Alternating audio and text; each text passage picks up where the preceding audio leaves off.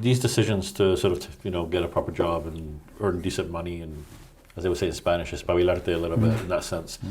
How much of that was just the timing was right for you, and how much was it the influence of your then girlfriend Lorena, who was always been very encouraging to help you make those sort of steps? I was never too clear on how much was her and how much was you. Would have happened anyway?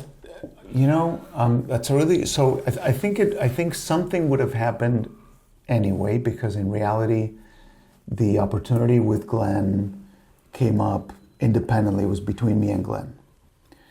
But you raise a really good point, because what Lorena has been for me all these years has been like a catalyst. She's always been like encouraging me, like pushing me to go places that I didn't think I could go or should go. And so as an example,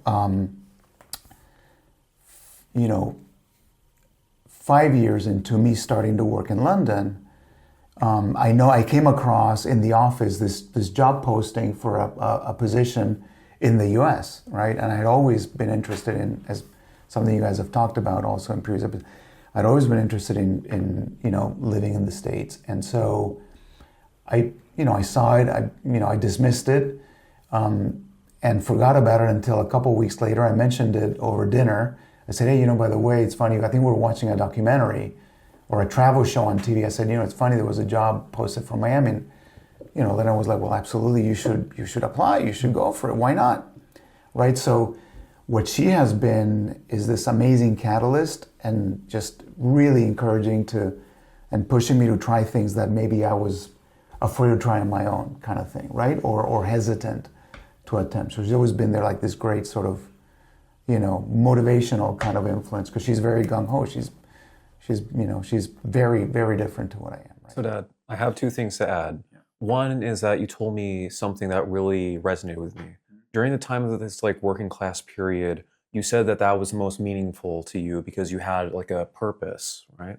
100%. Thanks for bringing it up. And this is really true, because it's funny.